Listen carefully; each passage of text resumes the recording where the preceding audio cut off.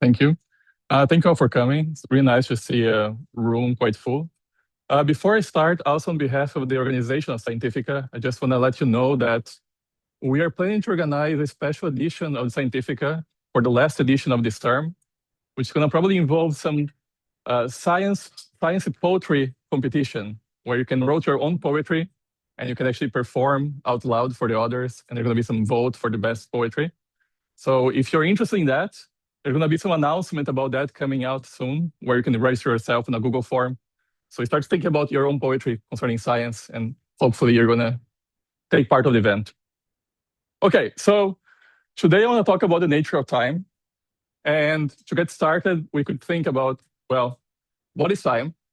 And typically when I think about that, this is what happens. And this talk, the first version of this talk I gave, it was 2019.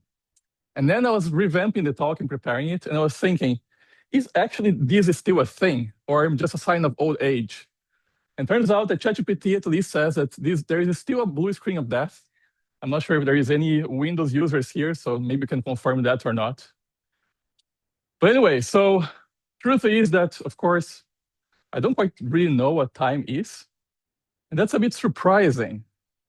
Because actually, if you go on the Wikipedia page of the most used words in English, you're going to find that the word time is the first most used noun in English language. It appears on the 55th position. Everything else is like articles, pronouns, the verbs, so on and so forth. But the first pure noun in the English language is the word time.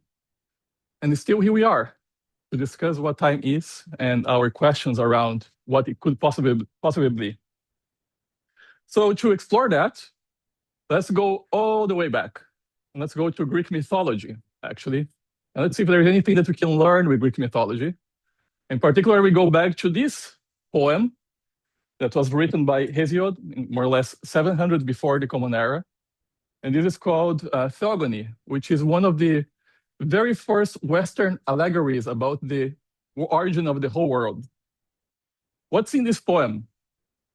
Well, first, one god is introduced called Chaos, which is typically understood not in a human form, but this eternal abyss, the eternal fall. And to contrast the chaos nature, then Gaia is introduced, which represents this notion of ground, of stability. So suddenly you have these two contrasting natures of something eternally falling and something actually providing a ground against this eternal fall. There are two other gods as well that won't be as important to us. One is called Tartarus, which later gave rise to the idea of hell. And there's also Eros, which seems to be connected with what we could think about this vital energy in the whole world. Now, why am I telling you about that? First of all, those gods just are. Even though I said they were introduced, it was not in a temporal sense.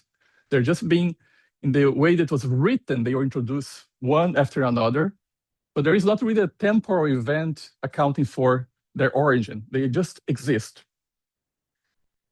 And one of them, Gaia, is quite important for us, because out of Gaia, there was another god that kind of emanated from her, called Uranus, which can be thought of as a notion of sky. If we think about Gaia as a notion of earth and ground, Uranus could be thought as the idea of the sky.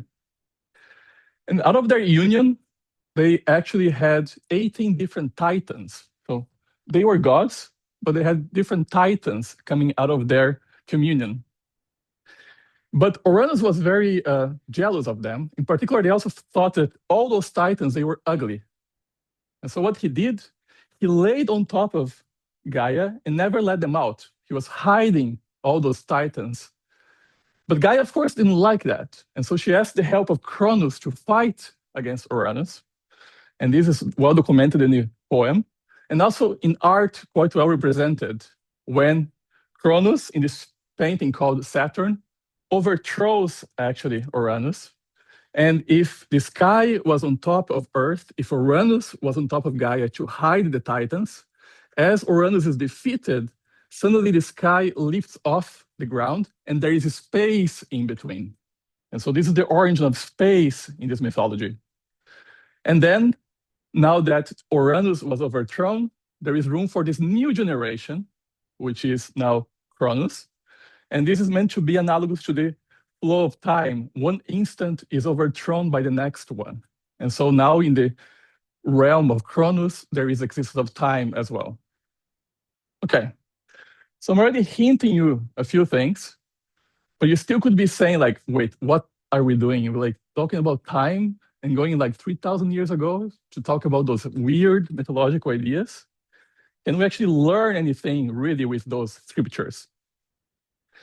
Well, there are a few things that we can extract from here. And by the end of the talk, hopefully, you're going to see that perhaps the kind of physics that we do nowadays, it is still quite constrained within the conceptual realm or boundary that were already present all the way back in those mythological stories. First, while chaos represents the possibility of separation, of a gap in this eternal fall, Gaia represents the possibility of stability, as I discussed. And time, whatever time might be, seems to need somehow both. This idea of stability, but also this idea of separation for things to be able to change. Now, to talk about change, if you think about, of course, one thing, one primitive, one idea important about or surrounding the notion of time is change. Well, to talk about change, it means that we have to be able to differentiate things. Otherwise, how would we be able to actually tell apart that anything has changed? And this world did not quite start with time, but had structures that makes differentiation possible. And as I said, if time has to do with change, there should be some possibility of distinction in first place. As we saw, this structure that could give rise to distinction came out of this union between Gaia and Uranus, but then they were coexisting, and there was really not yet time. There was some kind of order of appearance to some extent, but only with Cronus overthrowing the realm of Uranus, really the history began. And so here, maybe something that we can kind of learn with this story is that there is a sense in which being comes before structure, and structure comes before relations. And once we have relations, then perhaps we can talk about the notion of time. And so let's see how much of that holds true when we think about our contemporary theories of physics. But before that, between mythology and physics, there were thousands of years of philosophy, of course. And so let's jump more or less 200 years from the first mythological story, and we have someone called Heraclitus, which lived more or less 500 before the Common Era.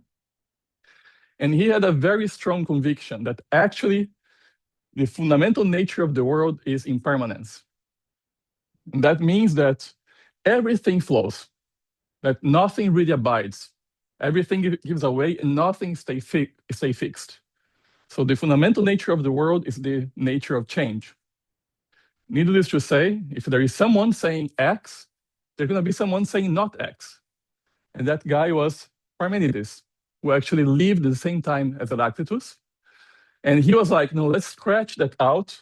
The world is about permanence. The fundamental nature of the world is ever immutable. Nothing's really ever changing. All those changes are somehow an illusion. And of course, someone is saying X and someone is saying not X.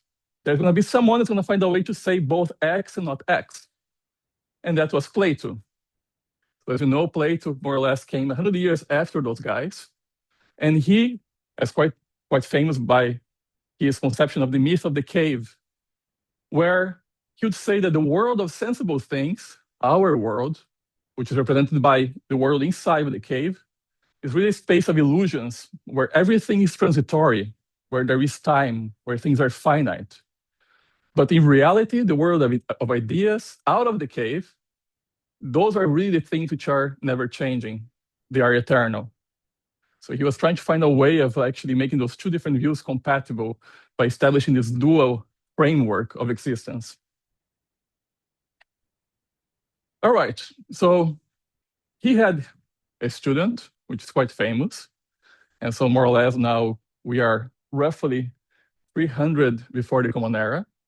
And Aristotle, being Plato's student, was actually the first famous philosopher in the old Greece that was actually writing most of the ideas that were present at the time.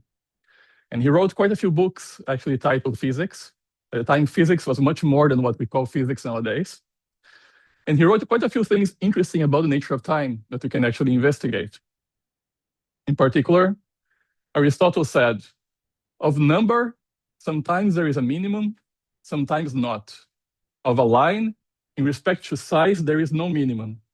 For every line is divided ad infinitum. Hence, it is so with time.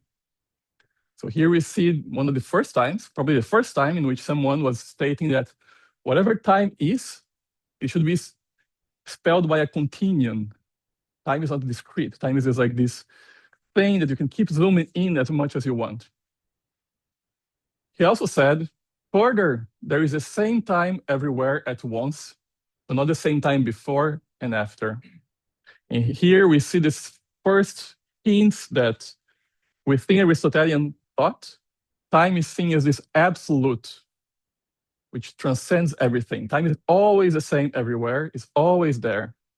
And this, of course, gives a bit of a contrast to the kind of our mythological story that we discussed before, which to some extent time came to be out of that all weird relationship between the gods and the titans. So you can maybe, if you stretch your mind now, contrast this mythological story where time was maybe more relational to now Aristotle postulating this more absolute nature of time. Now, Aristotle also said something quite interesting that's called the aporia on time. And aporia is a philosophical term which means really a conundrum. It means that you found basically a contradiction, an absurdity in your line of thought, thinking that there is something within your assumptions that are not quite working well. And we can actually read together what he thought was this aporia on time. So he said, an instant of time is defined as the exclusion of any other instant of time. It seems to be somewhat reasonable. And so he says, a particular case is the current instant, what we call the now, the present. And the now, the present, seems to exclude any other instant, the ones to be, the future, and the ones that were, the past. Guys, everyone's on board with that? Yeah? Does that assume the existence of knowledge of the future and past? That's a good question. I'm not sure exactly what he had in mind. So I will park that for later. Maybe we can come back for later, because I also use a tricky word. You said knowledge, not the reality of the future and the past. I'm happy to bring that point back into the end if you want to talk more about it. But I don't know what he himself thought about the past and the future. And he goes on. Yeah, feel free to ask questions as much as you want as well. And the worst case scenario, I might try to park your question towards the end, because there is a whole story that I'm trying to tell. And if it's a bit outside of the story, then we can come back at the end. So he continues. So either the instant remains, the now remains, but when the now remains, it does not become past. And if it doesn't become past, then suddenly we're talking about eternality. But that's not what we wanted to talk about when we talk about time, right? So the instant needs to cease, he concludes. So if the instant ceases, but that cannot happen by itself, he would say, because it has to be overthrown by the other instant, the one that comes after the one that just was gone. And then he has this assumption that nothing destroys anything without a certain temporal coexistence, which is a notion of, if you want to stretch your mind, notion of locality that we can actually come back to in physics. That implies some overlapping between the instants, which contradicts the very definition that we start off. Because we start defining instant by being the thing that does not overlap of other instants. And so there seems to be something completely absurd about this line of thought. And this was, for him, idea that somehow there is some notion of absurdity in our thoughts or intuitions about the nature of time. So this is 300 before the Common Era. Now we're gonna do a big jump, because I'm sure a lot happened, historically speaking, but perhaps the most interesting philosopher on nature of time came about more or less 700 years after Aristotle. That was Augustine of Hippo. And the reason why I'm bringing him up is because he said something quite contrasting to what Aristotle said. He said, I dare to declare that if nothing survives, there would be not future time. And if nothing exists now, there would not be present time. So suddenly, we're going back to this notion of there is something about time that is relational, contrasting the understanding that Aristotle put forward, saying that time was actually absolute. And so, of course, this maybe now makes contact to this old mythological story that we started the talk with. And we're going to be seeing this dance back and forth as we keep progressing in our recall of what people usually think about the nature of time. Needless to say, time is probably one of the most philosophical topics ever discussed, and quite a few people gave very extensive contributions to the topic. And you feel free to search them out. But we are already almost 20 minutes in, and it's time to talk about physics. Question?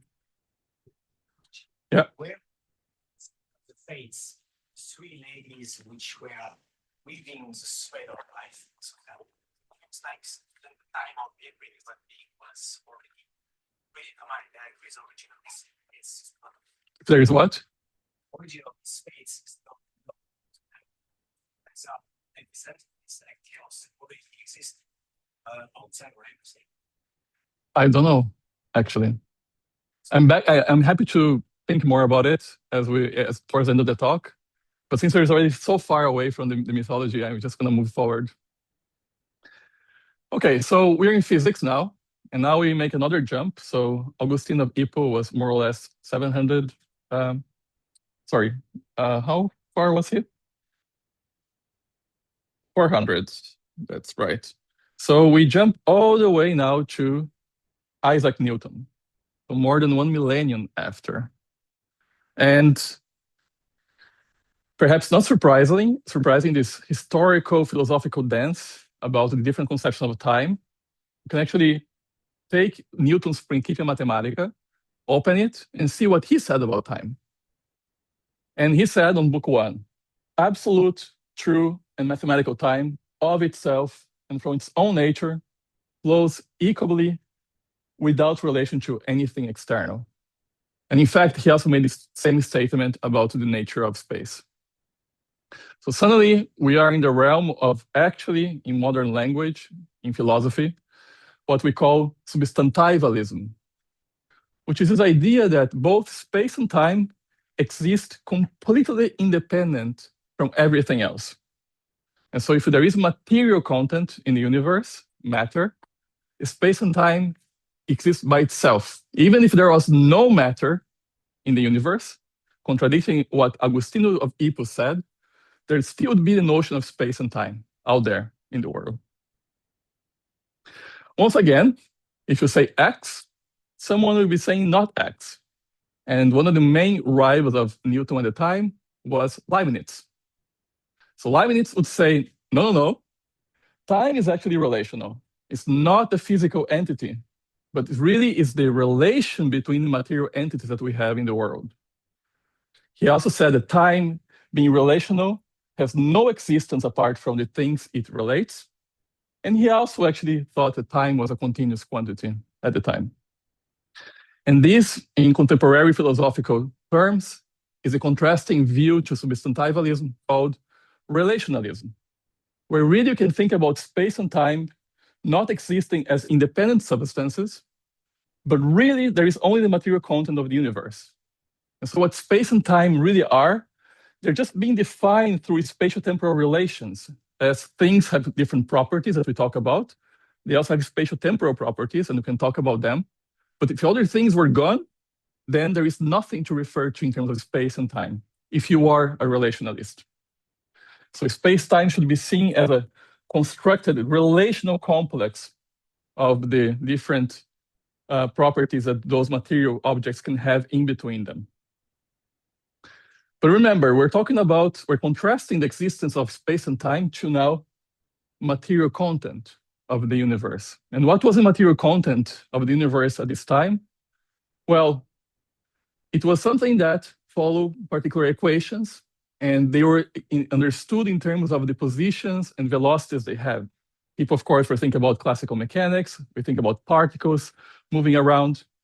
And typically in this world, back in Newton's Leibniz world, we can think about a given particle having a state, which is determined by the position and velocity, and satisfying some equation of motion, some evolution equation, which, for instance, can be written as Newton's equation at the time. And this was, of course, a very powerful framework. It was powerful enough that someone like Laplace said that, in fact, if you look to the equations quite closely, and if you know the position and velocity of all the different particles in the world at a given time, then you can predict and retrodict the whole state of the universe.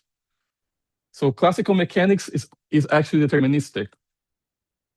And of course, this picture, where people are arguing about time being absolute or not within this framework of classical mechanics, remain for the next roughly 200 years until something else happened in physics. And someone came to maybe hammer on the idea that actually the notion of space and time are relational. And needless to say, now we're already in 1900s with Einstein. Now, of course, I know that most people here are physicists, but I know that some people are not in physics here at all. So Einstein came up with a theory called general relativity, which is a theory of space-time, a theory of gravity, which is represented by this equation that's written over there.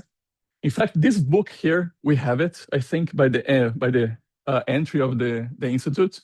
If you're ever curious about GR in a very approachable way, you can actually check out the book. But what is this theory that Einstein came up with? Well, it's a theory that describes how the fabric of space-time is bent given a particular distribution of matter and energy. So in fact, you can go there and open the book, and basically, very simply, mass and energy warp space-time.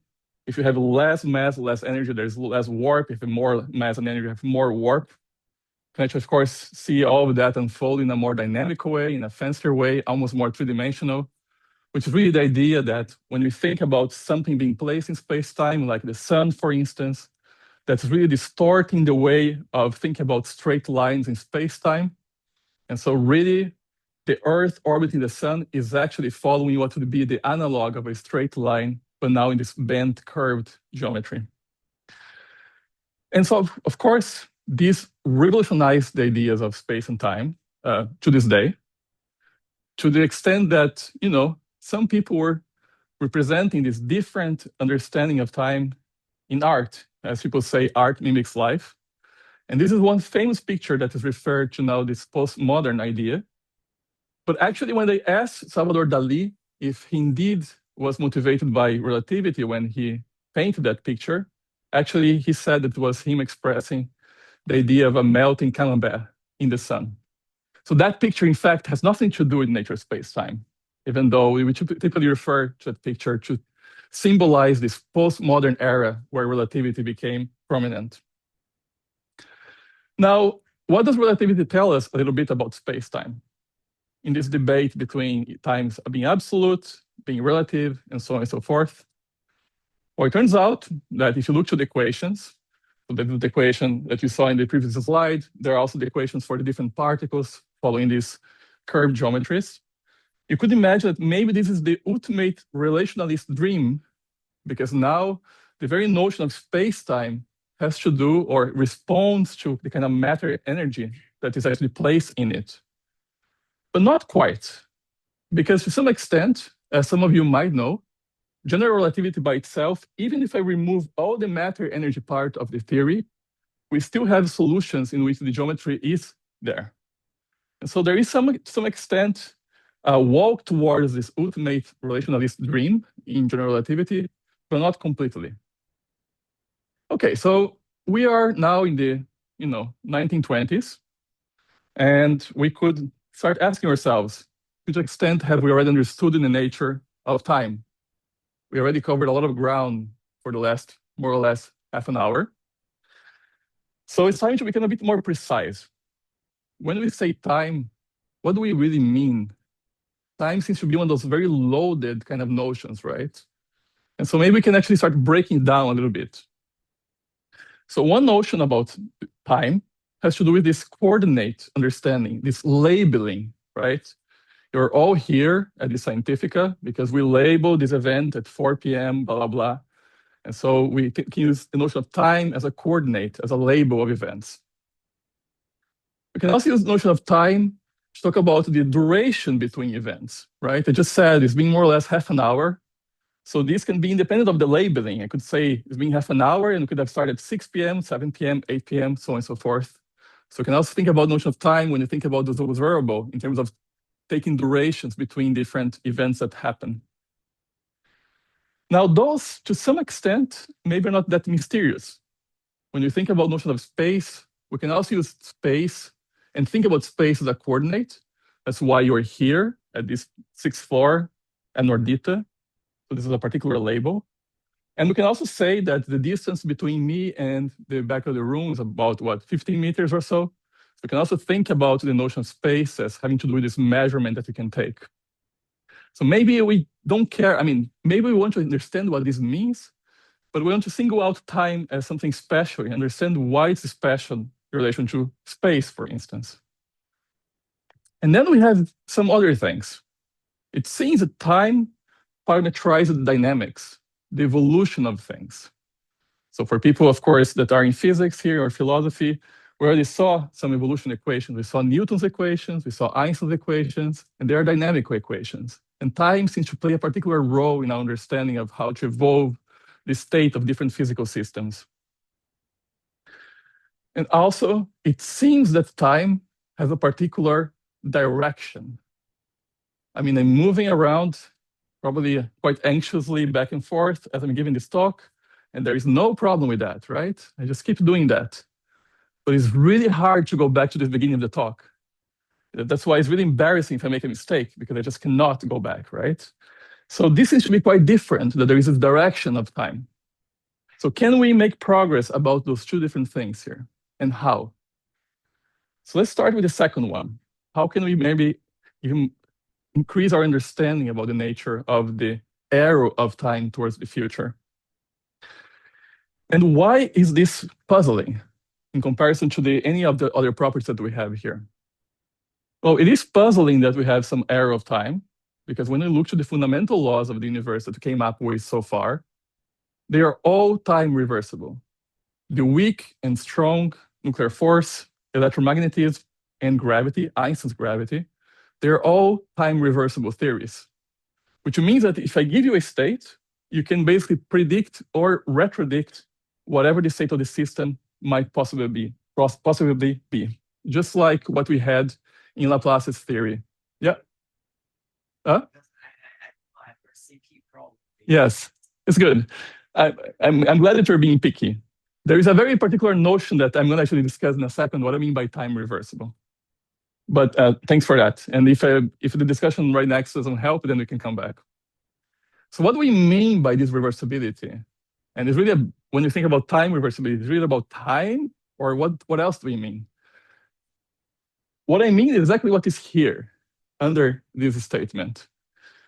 So let's understand that. Let's take a very simple world. Let's take a checkerboard world where time goes up. And basically we had either a particular pixel being gray or white. And what we want to see is that, are the laws in this world reversible or not? So here is a very simple world. And you can say that if I take a particular row, I can predict and retrodict what happens very, very easily, as you can actually see here. The laws are very simple in this example. And in fact, if I just flipped everything around, nothing happens. And so it's a very clear notion of everything being reversible. What about this one?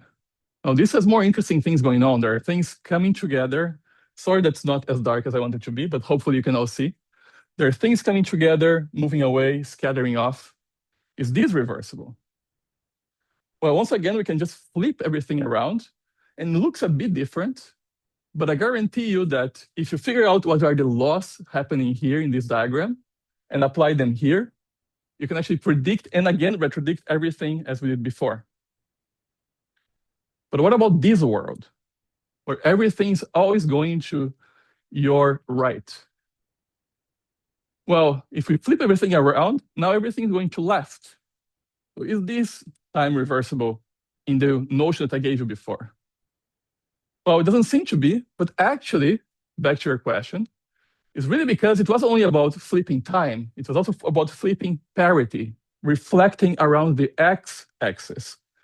And then suddenly, if you do that, if you had to figure out what were the laws here, and now you apply these two transformations, then you can also figure out what the laws are here. And everything is time reversible in the sense that I defined before. Given a state, you can retrodict or predict everything in evolution.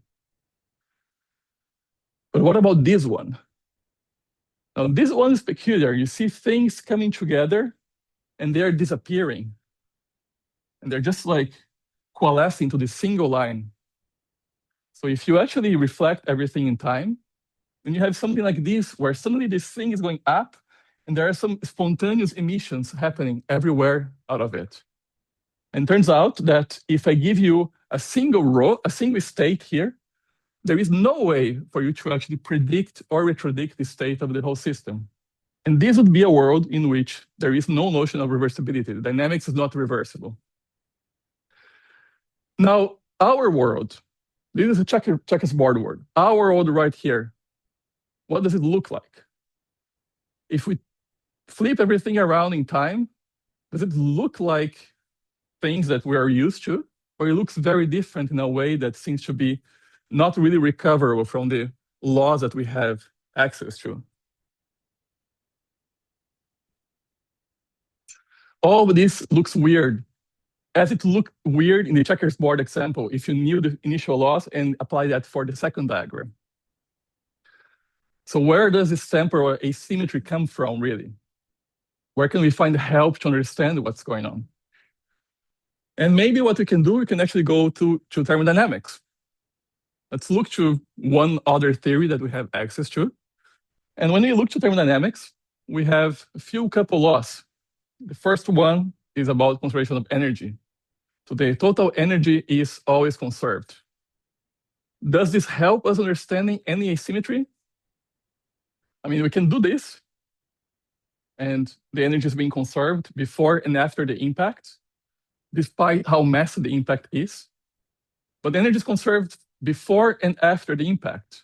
And so from the point of view of energy conservation, there is no hint of any direction between those two particular directions of events happening or unfolding. But we have a second law. And we have a second law of thermodynamics, where the total entropy of any closed system will never really decreases. And so now we have to do a bit of the tour to see if we can actually use this to understand time asymmetry and think a little bit about what we mean by entropy, really, and why would that be helpful. Now, of course, if you go to the sci-pop ideas about entropy, the first thing you're going to find is that you think about entropy as a notion of disorder. And that's fine for most of the purposes that we can really wander here together with. In particular, we can actually be a bit more precise and ask Boltzmann himself how to think about the notion of entropy. And he's going to say that, well, entropy is really the measure of the number of particular microscopic arrangements of atoms that appear indistinguishable from a macroscopic perspective.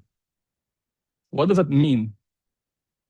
Well, when you think back to this classical mechanics that we were discussing before, and we have a bunch of particles moving around with different momentum positions, typically we don't have all the data. We have never all the data about the positions and the velocities of all the different particles in a system. So what we really care about typically is that we coarse grain the system. We think about macroscopic states rather.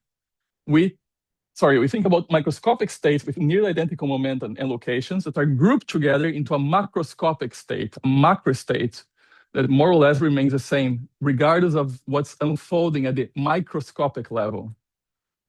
We have micro states, which are going to be specific configurations of all these momenta and locations of particles. And we have the corresponding macro states, which are going to be really the sets of those micro states that have more or less the same macroscopic properties. And one example is when you think about a simple box. Let's say you have a box and you have 2,000 particles inside the box, and you could think about the microscopic state of the system, which would mean knowing information of position and velocity of 2,000 different particles. Or maybe you only care about what's going on the left and right side of the box. And then you can start counting the different possible arrangements of microscopic configurations that you can have if you want to have one particle on the right-hand side of the box as opposed to 1,999 on the left-hand side. And you can keep increasing and counting how many possibilities you can have for each of those different possibilities. And basically, the entropy is virtually the logarithm of this counting that we do. And you can see that the entropy, the amount of arrangements, increases considerably as you go from configurations that are very specific, for instance, having a single particle in one side of the box, all the way to having 1,000 on each side of the box, where you have more or less 10 to the 600 different arrangements for this very, very simple system with only 2,000 particles. And so really, entropy here is helping us to see that as the system evolves, there is many, many more possible configurations for the system to go towards a state of higher entropy. And this is a probabilistic statement. And so you can now infer that maybe the reason why time is moving forward, it has to do with the fact that there are more possible arrangements for the system to go to once let the system evolve. And that's why we have a particular direction of time as opposed to being able to go back and forth. And of course, all of this is happening at the microscopic level most of the time. So when we think, sorry, skip this slide, but when you think about a glass of water, basically the macroscopic state looks more or less the same, even though all that weird molecular dynamics might be happening at the fundamental level, more fundamental level. So I just told you a story that when you think about a box, you can say, okay, so I have this box with 2,000 particles, and I let now the particles to flow. Maybe the particles were all on the left-hand side of the box. There was a wall. I opened the wall, and they slowly spread away. And I told you that this was an interesting way of thinking about time because we see this flow of low entropy towards higher entropic states in the system. Is that satisfying? Really? Well, it shouldn't be, because now I'm telling you that there's something else that we need. To have the box going towards this equilibrium state, it meant that the box perhaps started in a low entropic state. And so we should ask the question, well, wait a minute, where does the low entropy come from? So that we can actually infer that there's going to be a natural direction of time. So it turns out we can find a hint when we look to ourselves. When we look to ourselves, we are constantly expelling a lot of thermal radiation. Actually, I think as far as I remember, most of the energy that we consume, or most of the food that we consume and the energy that we extract, is about keeping our body temperature, which keeps radiating all the time. Now, why does it help understand anything? Well, turns out that when you look to the way things work here on Earth, for instance, let's go back to the idea that energy is always conserved. Let's say that we get from the sun more or less 1,000 units of energy. What happens, for instance? Well, maybe that energy incides on some, vegetation, which then sends off the thermal energy. Just like we have thermal energy, the plants also are sending off thermal energy. And let's say that now 990 of that energy in whatever unit is actually going back to space. And 10 of it stays. And then maybe some animal eats that. And now that animal also sends 90% away of that energy and keeps 1% or 1 unit with itself. Another animal consumes that animal. And then again, more energy is emitted back to space in terms of thermal energy. And suddenly we have a cycle here that again is respecting the first law of thermodynamics. Energy is conserved. So of course, we already knew that energy doesn't quite help us understanding anything about direction of time. But what did happen here is that the energy that came from the sun came in UV, ultraviolet form. But all this energy being remitted back in terms of thermal energy is emitted in terms of infrared energy. And if you compute the conversion between a single ultraviolet photon to now many infrared photons, More or less, the conversion is that you have doses of photons carrying away the UV energy in terms of infrared energy. So what does it mean? Back to the example of the box, the configurations are being rearranged. If you think in terms of left and right, but now you think in terms of UV and infrared, there was a huge increase in entropy just by having this energy being converted from ultraviolet to infrared. That's good. So now we can say, okay, so we understand maybe that our source of low entropy, which was a vital component to understand the dynamics or this idea of having an arrow of time, has to do with our sun, for instance, giving us this low entropic energy. We have this low entropy source in the sky. So whenever you hear people saying that what's important about the sun is that the sun gives us energy, well, I mean, that energy we send mostly back to space. Most importantly, sun gives us a low entropic source in the sky. But then you can ask again, wait, where does the low entropy of the sun come from? And then you can say, well, maybe it comes from stellar formation. And you can think about why, I mean, stellar formation had lower entropy. So where does that low entropy come from? And you can think about now galaxy formations. And you can think now, you're going to see that you're going to be asking yourself the question again and again until you're all the way to the beginning of the universe. And now the question is, okay, so is the beginning of the universe really our ultimate source of low entropy? How do we know that? Can we actually ask that question? Well, we can look to the beginning of the universe to some extent. We can look to a residual snapshot of the state of the beginning of the universe, which is called the cosmic microwave background. And you can think about this as a photo of the early universe when the universe was more or less 380,000 years old. And this gives an idea of how the universe more or less looked like all the way back. And the question is, does this look like a low entropic state to you? Remember, we were discussing before that when we look to the example of the box, for instance, the entropy of the box was increasing whenever the particles were mixing more and more together and looking very, disordered. And the question is, to what extent does this look ordered or not? And in fact, if you think back to the example of the box, it seems to not really be a particularly low entropic state. In fact, if you have a gas in a box, we know that the things just keep spreading away and becoming more disordered and looking more and more random. However, if you do have gravity, which is the case in our universe, if you have a particle on a box, now we have this universal attraction force that instead makes things to become more and more conglomerated together. And so as soon as you turn on gravity, that snapshot of the early universe that looked quite disordered flips around the idea of being a high entropic state to actually being a low entropic state. And there's a very nice picture on Penrose's book, The Road to Reality, that he refers to basically God somehow picking this precise low entropic state at the beginning of the universe that you can actually see with the CMB picture that I showed you before.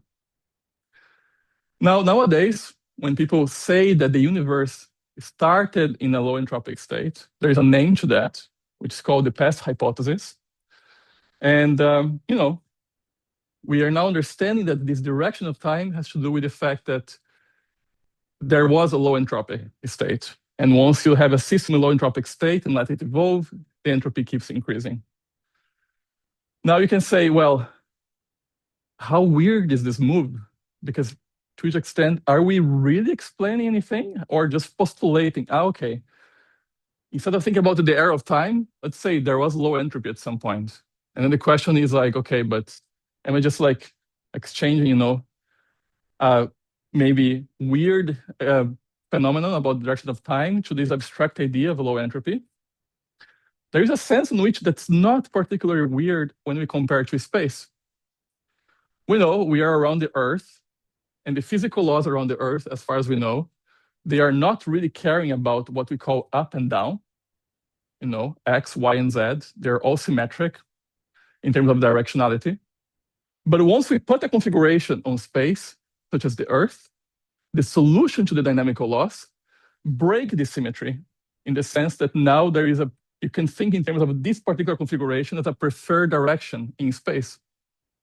And so if we are quite comfortable with this, allowing us to define the notion of up and down, why can't we now think about this, the Big Bang, define this direction in time of future and past, very much like the Earth gives us a notion, a local notion of up and down. And so if you're comfortable with that, then basically we're done with this idea of the direction of time. Really, there is a direction of time because of this low entropic state at the beginning of the universe.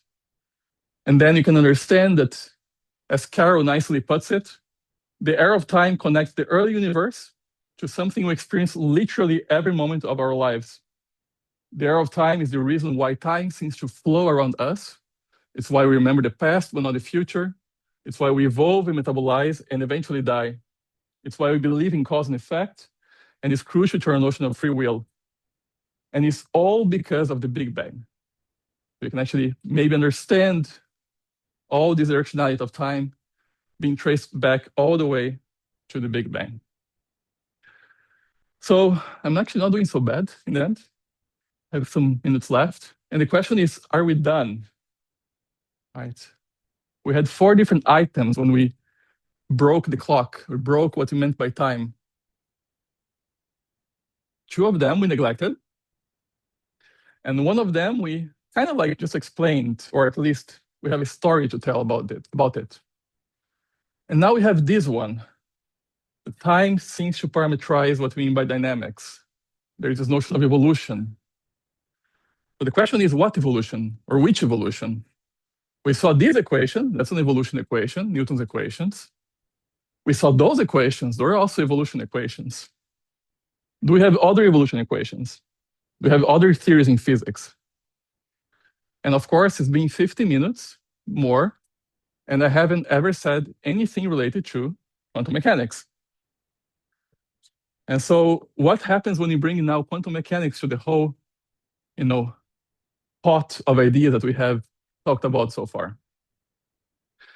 Well, it turns out that all the ideas that we talked about so far, they're very geometrical in nature. And in fact, Einstein's theory is, of course, a theory of geometry, space-time geometry. But if you go back to 1873, and so this is like more than 30 years before Einstein came up with special relativity, Bernard Riemann, who actually was one of the main founders of differential geometry that we use to actually define our theoretical framework for general relativity. Riemann, on a Nature paper, was wondering about how applicable geometry is and should be in the future. And among the things that Riemann says, he says, it seems that the empirical notions on which the metrical determination of space are founded, the notion of a solid body and of a ray of light, cease to be valid for the infinitely small. We are therefore quite at liberty to suppose that the metric relations of space in the infinitely small do not conform to the hypothesis of geometry.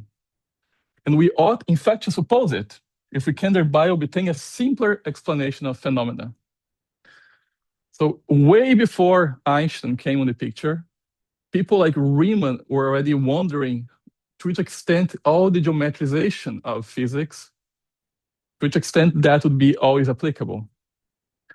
And so, in fact, eventually we came up with quantum mechanics. And quantum mechanics provides a different notion of space, which is actually what we call the Hilbert space. And for the non-physicists, we can think about now a quantum notion of space. Sort of like the geometrical space that we have in relativity. Think about this quantum idea of a different notion of space. And this new type of space has also a notion of states that we can talk about it. They usually called a vector Hilbert space or a wave function. And we can be more precise if people want. And there we also have a different notion of evolution equation, which is actually called the Schrödinger equation, which is written here, where also there is something that appears like a P, that we tend to think about time written in Schrödinger equation. Of course, quantum mechanics is not only these things which are quite simple. There are things about it that has to do with probability theory. There are things that are still being discussed on the foundation of quantum mechanics about the notion of collapse and measurement. But I don't want to talk about that today. I just want to remind you that you have another notion of evolution that now comes from quantum mechanics. And so the natural question to ask is like, how do we now try to, what happens if we try to put everything together, combining these ideas that we had from now relativity with quantum mechanics? Turns out that in quantum mechanics, and now we're going to start going back to our mythological story. In quantum mechanics, we have this foundational structure, this space, this quantum space, Hilbert space, very much like we had this grounding god Gaia in our initial mythology. And once we have this Hilbert space, we can also define a Hamiltonian, which defines the evolution of the state in quantum mechanics, very much like Uranus came out of Gaia at some point. But similarly to Uranus and Gaia put together, there was no notion of time. It turns out that if you try to quantize general relativity and you define a Hamiltonian and define a Hamiltonian applying on this particular state of the theory, actually you do not have time evolution. Different than the Schrodinger equation that we saw before, in which there was this piece of the equation, but there is the other part of the equation that had to do with time evolution of the state. When you combine general relativity and quantum mechanics, that doesn't quite happen. And in fact, this is what's called the Wheeler-DeWitt equation. There is no time, there is no evolution in this equation. And so the global state of the whole universe would always be static, always the same. Nonetheless, very much like the mythological gods, the things are just given. The Hilbert space is given, the state is given, the Hamiltonian is given. So what did we learn with our mythological story? We learned that something has to happen, something has to be severed, something has to be split. And very much like the mythological story, Gaia, which is now this quantum state, had inside it a structure that was trying to come out.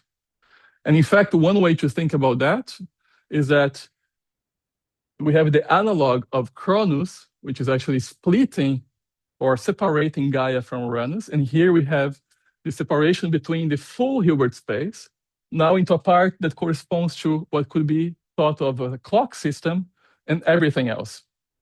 And once we do that, we can also decompose that original quantum state into a part that corresponds to everything else, being always correlated with this clock system that we can refer to. And so now the Hilbert space factorized, is split, is separated. And once we have things being differentiated, we can also actually split this Hamiltonian evolution between the Hamiltonian now thinkable about everything else and the one that corresponds to this clock quantum system. And so now going back to what we start with, we had our being, the things that were out there. We have also differentiation given by the structures that were contained inside this static state in the quantum state or in this Hilbert space that was corresponding to everything. And now we just need to find the right relationships and hope that we fulfill all the criteria to actually cover something like time evolution. And in fact, there is a way of doing that. There are, of course, countless details that I'm omitting here, but one way you can think about defining this particular evolution for this clock Hamiltonian as just generating translations of this parameter called t. And once you do that and put all the different equations that I have written here together, suddenly we find an evolution equation that looks just like that Schrodinger equation that we saw before for everything else. We didn't have a Schrodinger equation for the total, because there was no evolution. But once there was this split, actually we're able to then define evolution for everything that remained outside from this clock field, the analog of our Cronus in our mythological story. And this in contemporary physics is actually called the Page-Utter's mechanism. And so we're coming to the end, and it's been 3,000 years almost since the poem by Hesiod, Theogony, where we start the talk with. And still nowadays, we see that conceptually, maybe we're not that far removed from the ideas that were already present back in the day. Of course, much has happened, much formalism and understanding has happened, but we're still, struggling with the same kind of like dichotomies, relations, dualities, so on and so forth. Of course, you could ask, what else could we or have we thought about the fundamental nature of time that goes beyond what I just described? And for that, I hope you stay tuned, because probably maybe next semester, I would like to do maybe a part 2 of this talk, where I talk about other contemporary approaches to the nature of time and how we can understand what's going on when we try to put everything together and think about the nature of time together with quantum gravity. Thank you so much.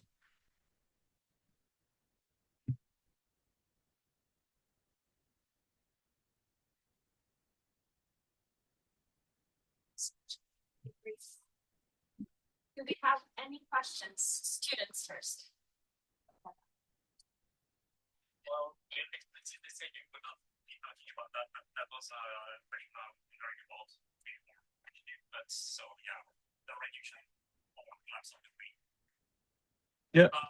This come into the conceptualization of time, because it imposes a before and an after. You cannot go back. Right. The thing that was before. Right.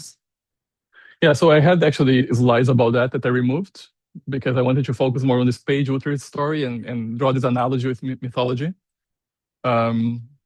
But maybe there was time enough to talk about that. But now we have the question. So the slide that I had actually had to do with the fact that, of course, if you believe in the collapse of the wave function, then there is no clear, just nature is not deterministic, period, full stop. And in that sense, then some people try to retrieve the arrow of time, not from this low entropic story, but from the fact that there is collapse in nature. And you can try to then use collapse to define this natural asymmetry in the way that things are evolving, and try to work really hard from that all the way to have a particular classical arrow of time. Now, I don't work with that. There were people here that actually I think would be able to answer better that kind of question than I can. But so people do consider that. I just want to say that of course, is very contextualized depending on the interpretation of quantum mechanics you have. Because if you were an Everettian, you're going to reject all that part about collapse, and you're going to only focus on the Schrödinger evolution. And then from your branch point of view, from your own universe within a multiverse, things are going to look like as if there is a measurement and collapse. But from the point of view of the whole thing altogether, everything is still deterministic and following Schrödinger equation. So again, the two ideas will be able to coexist. It's just that there will be a multiverse, which is deterministic, and there would be each branch of the multiverse, which would look like as indeterministic or probabilistic. I hope that helps. Any more questions?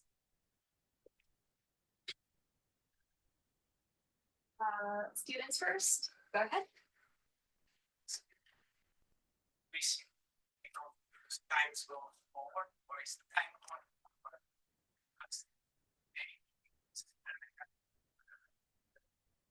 Oh, the story that I was trying to tell was maybe the idea was to say that the direction of time, the apparent direction of time, has to do with increase of entropy, and would be this emergent macroscopic phenomenon, even though fundamentally everything is actually completely reversible in nature.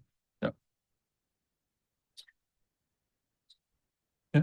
Sure, I do. I'm more conceptual than intelligent, so I'm just gonna try to understand if you had to guess what you've been telling us from last 1,000 years.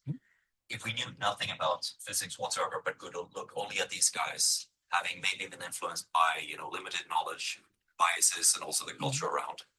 If we had that knowledge and you could draw a trajectory in terms of what is actually evolving here. Roberto Cavalli, for example, tells us about we thought that Earth was the center, and then we thought, okay, Sun was the center, and then we kind of realized, potentially because of biases and lost knowledge and so on. Do you see a clear trajectory of what has been built in the story that you told us here? Right. It's a great question. It's a very hard question, actually. Maybe I guess you realize it's a very hard question. But the story I told here was actually a story of not convergence towards anything, or the story of oscillation of ideas.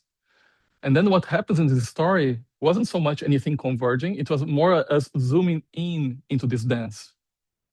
And so I think we have learned a lot about this fractal structure of ideas in which we keep rehearsing the same concepts over and over again in different contexts, becoming more and more precise about them. But I don't think there is a clear convergence here.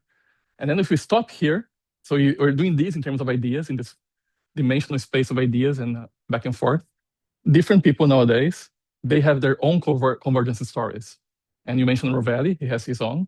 And Carroll, he has another kind of convergence ideas. And I'm pretty sure in this room, I guess, people who are in research and also people who are not in research, you might have your own conceptions of what should happen or what has to happen.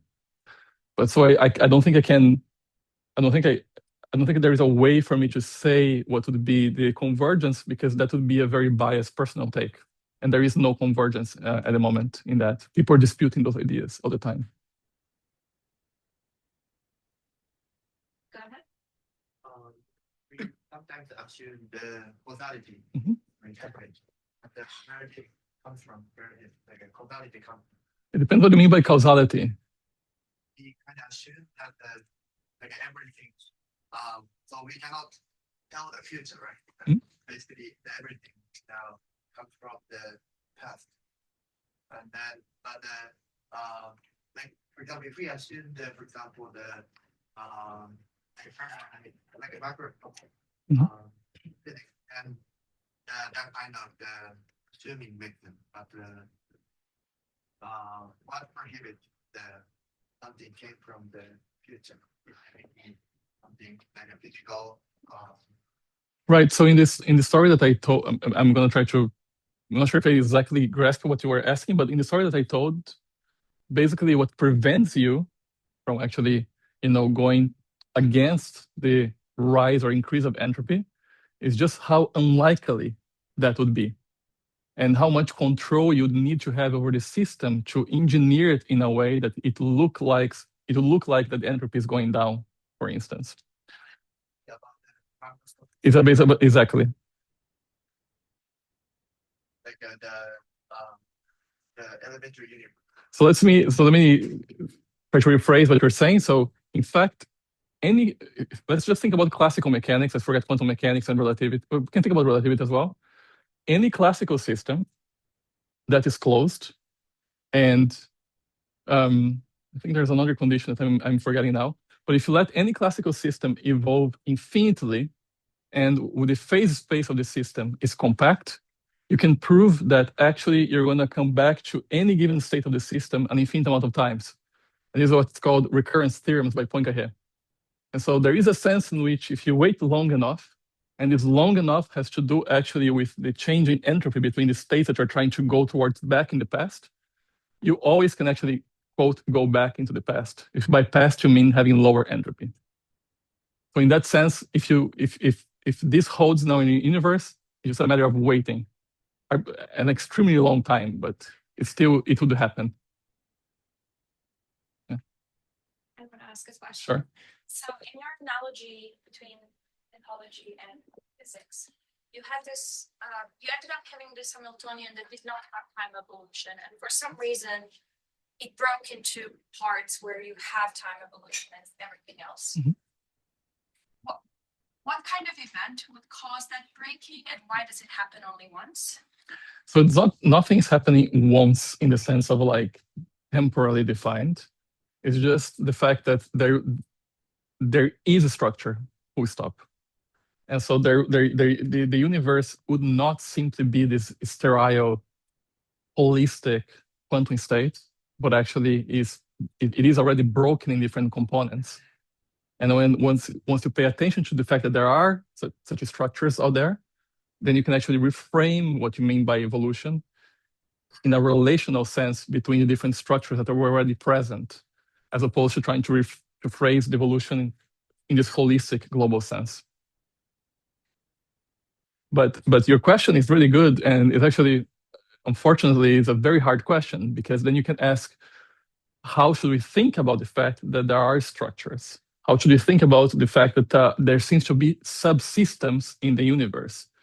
And where does this split that I wrote, this decomposition, or formally for the ones that know, where does this tensor factory structure that we tensorize the Hilbert space, where does that come from? And how can we actually know that we have access to those structures to some extent? And this question is very similar in taste to the fact that we seemingly have this 4-dimensional space-time, which is also split between space and time. And eventually we realize that this split is actually not trivial at all. It's actually dynamical, and so on and so forth. And so I think that there's still a lot to be told about this story, about how this split comes to be. Do we have any more questions for Pete? Yes. So you attributed the arrow of time to like thermodynamics and entropy, but that's more of a macroscopic field. So does that mean that time only exists in a macroscopic system? But that was the reason why I was doing this exercise of breaking time in different understandings of the notion of time. So what I meant with all this story, I should say that the direction of time seems to be this emergent phenomenon at the macroscopic level. But the other attributes of time, to be thought of as a coordinate or notion of duration or evolution, those were still embedded in our fundamental theories. That's not gone to the extent that we understand fundamental physics right now.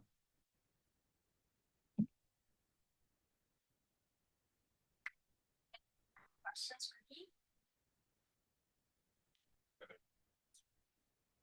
Do you then mean that time on a microscopic scale is basically meaningless and only has real processes on a microscopic scale? Depends what I mean by meaningless. And That we meaningful theories from it. You mean it's forwards and backwards on a microscopic scale? I guess the reason I'm questioning the idea of meaning here is because, again, emphasize what I said, we broke the idea of time in different conceptions. And I think all of them, they carry their own meaning. It's just that one of them, we told a story today that perhaps an emergent phenomenon at the macroscopic level. But the other meanings of the idea of time, they just remain there. In particular, the one about evolution is here in the Schrödinger equation that we're able to somehow derive in this more relational fashion in the end. The time from the entropy time. I disconnected 3 notions of time from entropy, but not the 4th one, which is the arrow of time. So I guess that was why I was trying to be careful about what do we mean by time and trying to discuss each of them independently. So if anything, perhaps one takeaway is that time is a very loaded notion. And when you talk about it, we can try to be maybe a bit more explicit about exactly what you mean. And then we see that different contexts or theories, they account for it more or less, depending on the context.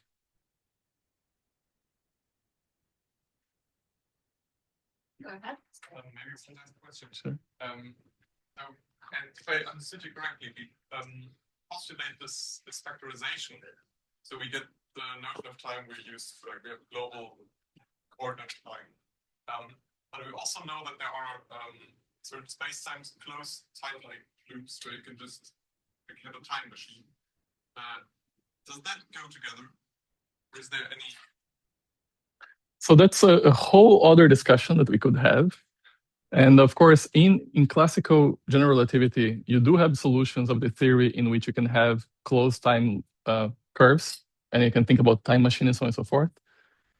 Typically, if we think about general relativity, then you can write that solution, and now you have to find what kind of matter and energy distribution would account for you to have that kind of solution.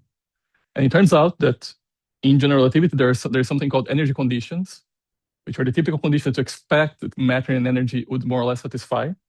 And to have that kind of solutions, typically you require violation of energy conditions that we haven't observed in nature so far. So there is a sense that it could be that general relativity as a framework allows what we could call unphysical solutions. We can still think about that, of course, but that would be perhaps not something that we can actually find in nature ever. And then if we do accept that, then all the discussions we had here so far would have many different twists and spins, and we could probably keep talking about that for weeks, I suppose. I'm not sure. Even I think this. Well, I think if I'm not mistaken, maybe even Soren can correct me. I think for you to have closed time curves, you need to have a negative energy density, for instance. But yeah, so I think that you're evaluating strong energy condition. Yeah.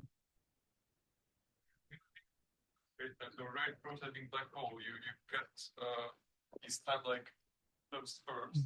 I don't know. As far as I remember, there are not two assumptions are not one. I think they were physical. You might know more about that than I do, honestly. So yeah. Okay, let's thank Guy for a great talk, and I think we Well, yeah. Okay. and just a quick reminder, please sign up the Fika and see you next week. Great. Sure. Is the second law when we presented the things and the correct illustrations. Just the way that you presented, but I know that's Violate second law. because like you were saying that like, this is how it looks like when you have entropy. Right. Increase. Yes. Do you have those things together? Kind of like. Yeah, but someone to, yeah, sure. It's just Yeah. the other one is about the. When you have the big through things, you assume that there's no interaction between the clock and the rest of the system, right? Which is a crazy assumption if you take the thing serious. If you really want to describe gravity, you can seriously take this. So is this like an ideal clock assumption? It's an ideal clock assumption, but right now is one of the guys that's going to join our group meetings. This student in Iceland. I'm reading with him this paper called Quantum Time. It's a paper by Seth Lloyd and others. And they generalize that, so they allow interactions between the clock and everything else, and the other Hamiltonian formally, because they're not doing gravity. They're saying like, oh, okay, we can also do that, and then they do that. But yeah. So. And then the last thing is about the last question. Yeah. In quantum field theory, you can violate. I know, but I did. But that's why I said classical general relativity. No, I know, and I didn't want because every QFT exponentially violates then the conditions. Yeah.